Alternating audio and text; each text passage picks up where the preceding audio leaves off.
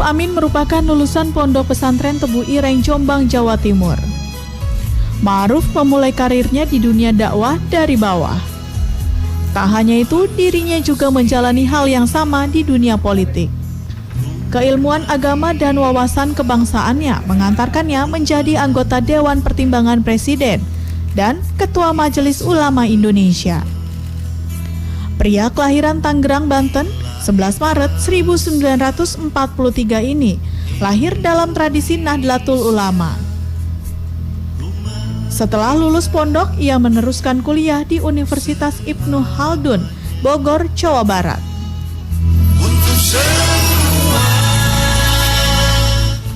Berbekal ilmu yang dimiliki, Ma'ruf Amin terjun ke dunia dakwah.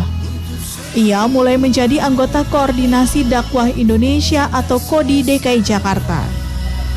Selain itu, ia juga aktif di organisasi Nahdlatul Ulama. Aktivitas lainnya, ia ikut aktif di Majelis Ulama Indonesia MUI. Di politik pun tak kalah aktifnya. Ma'ruf sempat menjadi anggota DPRD DKI Jakarta dari Partai Persatuan Pembangunan P3. Namanya mulai terkenal berbarengan lahirnya era reformasi pada tahun 1998 dengan bermunculan partai-partai baru. Ma'ruf Amin sempat diminta Partai Kebangkitan Bangsa atau PKB untuk menjadi Ketua Dewan Syuro PKB yang pertama. Melalui partai besutan Abdurrahman Wahid ini, Ma'ruf pernah menjadi anggota DPR MPR RI. Panasnya dinamika politik di PKB dan nasional, ia memilih konsentrasi ke Ormas Islam NU dan MUI. Ma'ruf pun menjalaninya dengan hikmat. Ia termasuk menjadi salah satu pengurus NU dan juga aktif di Komisi Fatwa MUI. Setelah itu, dirinya diminta Presiden Susilo Bambang Yudhoyono menjadi anggota Dewan Pertimbangan Presiden selama periode 2007 hingga 2009 dan 2010 hingga 2014. Karir Ma'ruf Amin naik. Di NU, ia diberi amanah sebagai Ketua Umum Syuriah PBNU periode 2015-2020. Sementara di MUI yang sebelumnya sebagai Ketua Komisi Fatwa, ia diberi tugas sebagai Ketua Umum MUI periode 2015-2020. Di luar dugaan, karir politik Ma'ruf semakin melejit saat dipilih sebagai calon wakil presiden mendampingi Joko Widodo untuk maju dalam Pilpres 2019. Meski tidak muda lagi, Ma'ruf dinilai mampu mendukung Jokowi bertarung dalam kontestasi Pilpres 2019. Melawan kandidat lain pasangan Prabowo Subianto dan Sandiaga Uno, akhirnya dirinya bersama Jokowi berhasil terpilih menjadi presiden dan wakil presiden untuk 5 tahun ke depan. Jokowi Ma'ruf berhasil mengungguli suara Prabowo Sandi dengan perolehan 55,50% suara.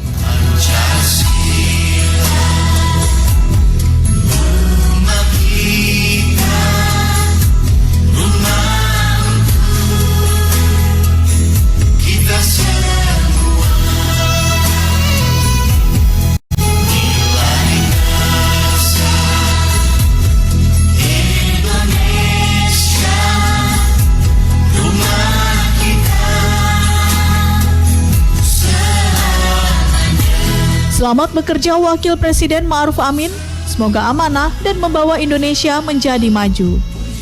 Tim Liputan, JAK TV. Ya, terima kasih Anda masih bersama kami dan kita masih berbincang dengan pengamat politik dari Universitas Pelita Harapan, Bapak Emrus Sihombing, dan juga pengamat dari Indef, Ibu Eni Srihartati. Bu Eni, ini kalau misalnya kita juga berbicara mengenai ada sejumlah pihak yang ingin agar pos ekonomi ini nantinya diisi oleh sosok pengusaha. Ini bagaimana pendapat Anda?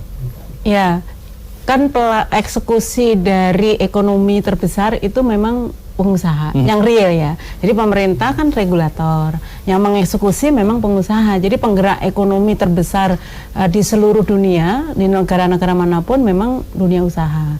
Nah, sekarang yang terpenting ini adalah bagaimana dunia orang yang berlatar belakang dunia usaha ini juga harus dilihat track recordnya, integritasnya misalnya.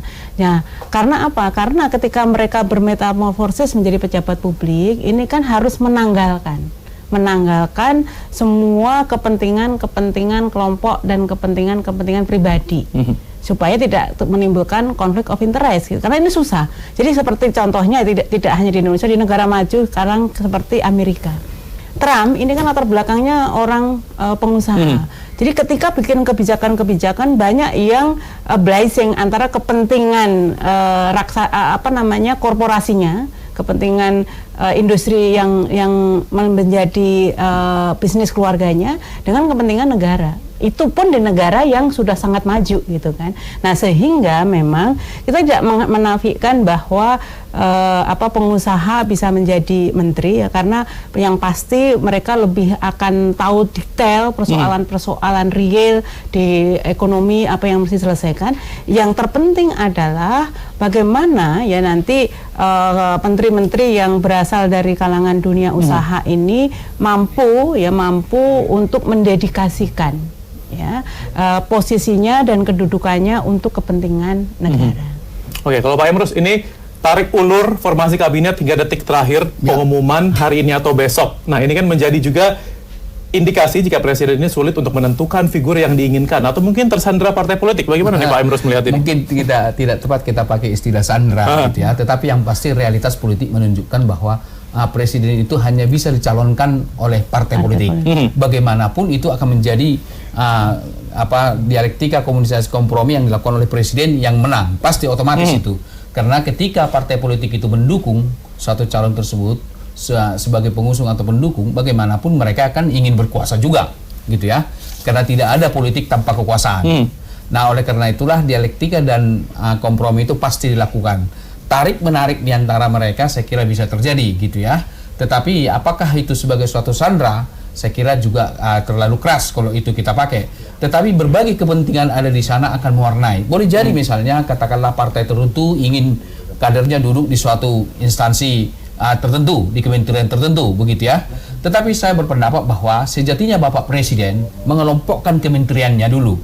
Kementerian mana yang diberikan kepada partai politik, kementerian mana yang diberikan kepada profesional murni, begitu. Atas dasar kelompok itulah maka Bapak Presiden bisa mengatakan bahwa ini loh yang bisa diberikan kepada kementerian daripada partai politik. Misalnya kita ambil satu contoh, katakanlah perlu orang profesional, misalnya seperti itu. Saya kira menurut pandangan saya, menteri-menteri di bidang ekonomi sejatinya mereka orang profesional murni.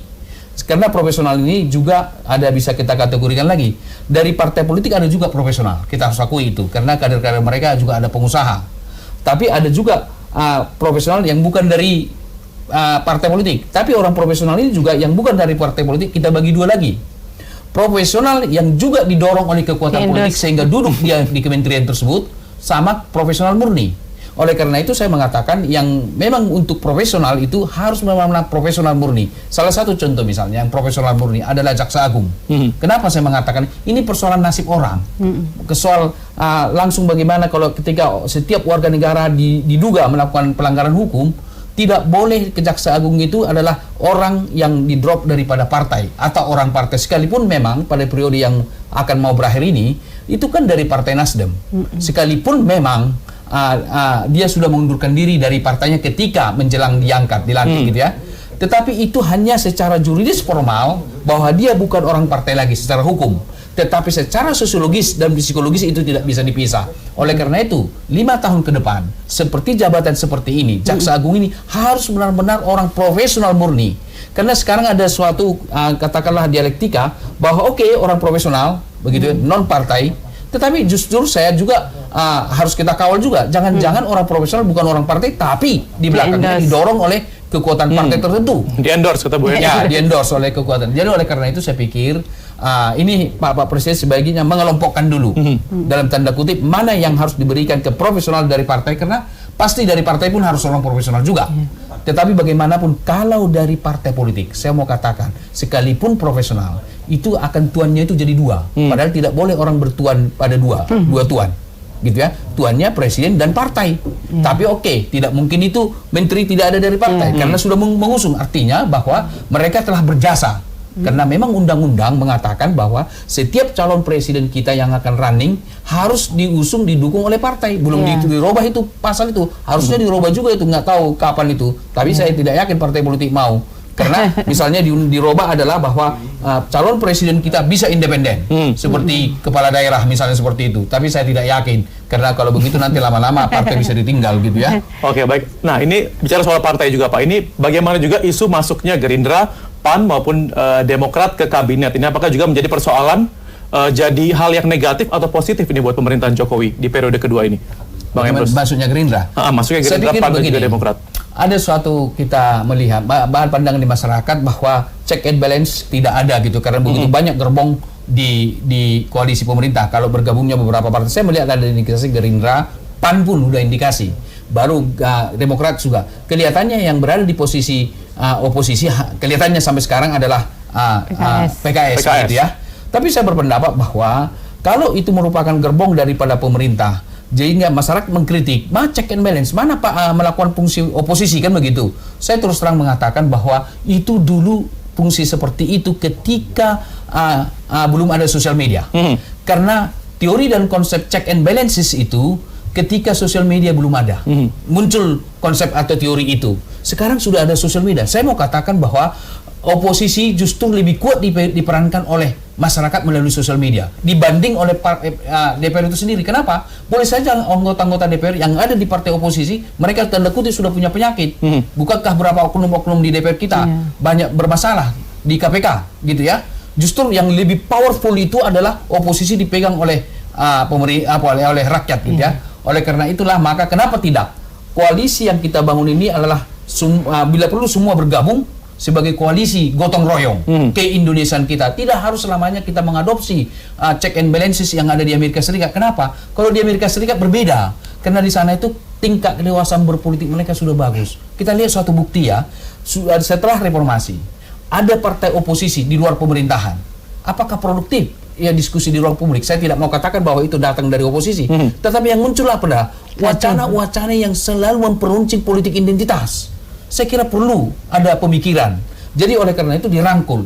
Terakhir mau saya katakan dalam hal ini adalah sudah saatnya kita melakukan semacam rethinking sama rekonstruksi konsep dan teori politik dengan munculnya sosial media yang merupakan the power of social media sekarang. Demikian. Iya. Oke. Iya, Mbak, ini betul. yang mau tambahkan? Jadi memang yang penting aspirasi masyarakat itu jangan disumbat. Jadi kalaupun memang nanti ini pilihannya adalah bahwa koalisi ini benar-benar gemuk, hampir semuanya tidak ada yang oposisi hanya satu dan mungkin dua tambah PAN gitu kan, dan itu pun belum tentu gitu.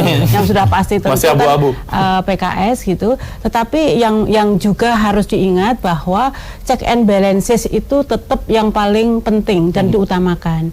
Kenapa ini harus kita ingatkan dari awal? Karena ini yang akan nanti memberikan satu kepastian ya buat orang-orang yang ingin berinvestasi. Jadi katakanlah kalau tidak ada check balances, tiba-tiba yang lebih banyak nanti berperan adalah parlemen jalanan gitu kan, itu justru akan lebih destroyer atau lebih menimbulkan ketidakpastian. Itu pertama. Nah, kedua, jadi pemerintah kalau memang secara politik ini dukungan di DPR-nya sudah sangat kuat, tolong mulai dibuka lagi mengenai kebebasan pers. Karena apa? Karena di dalam sekali lagi indeks daya saing kita dalam Global Competitive Index kita, saya sangat kaget terus terang. Kenapa? Karena kebebasan pers di Indonesia ini peringkatnya 101. Bahkan memburuk. Tadi kan 2018 itu di posisi 100, sekarang 101 dari 141 negara. Ini menurut saya satu tamparan yang luar biasa untuk negara yang kita sudah dinyatakan negara yang demokratis gitu kan. Nah, kedua mengenai berbagai macam transparansi. Kita indeks transparansinya terutama mengenai persepsi korupsinya juga masih di peringkat lebih dari 70 gitu kan. Nah, sehingga silahkan secara politik supaya tidak gaduh gitu, tadi hanya berkutat di politik identitas, silahkan ini dipersatukan katakanlah. Betul. Ini tetapi ruang-ruang partisipasi publik, terutama mengenai independensi pers, ini harus lebih dibuka lagi ke depan. Supaya apa? Supaya tetap ada yang mengkritisi, supaya ada yang mengingatkan ketika pemerintah ini tidak dalam on track. Itu pertama. Nah, kedua, karena kalau kita lihat kemarin wacananya kan mau ada amandemen terhadap undang-undang. Nah, sehingga khawatir kita kalau ini terlalu dimonopoli, karena kan keputusan di dalam DPR itu kan ujung-ujungnya voting gitu kan. Kalau voting kan berarti ya gerbong mana yang terbanyak gitu. Nah, khawatir kita justru itu kalau itu hal-hal yang sangat mendasar dan fundamental untuk kepentingan negara, sementara ini sudah dikooptasi gitu kan dengan dominasi kepentingan yang sama. Nah, ini kan justru berbahaya kalau tidak dibuka tadi check balances dari sisi aspirasi dari masyarakat gitu. Oke, baik. Dan kita akan lanjutkan perbincangan kita usai jeda berikut. Dan kami akan kembali usai jeda berikut ini.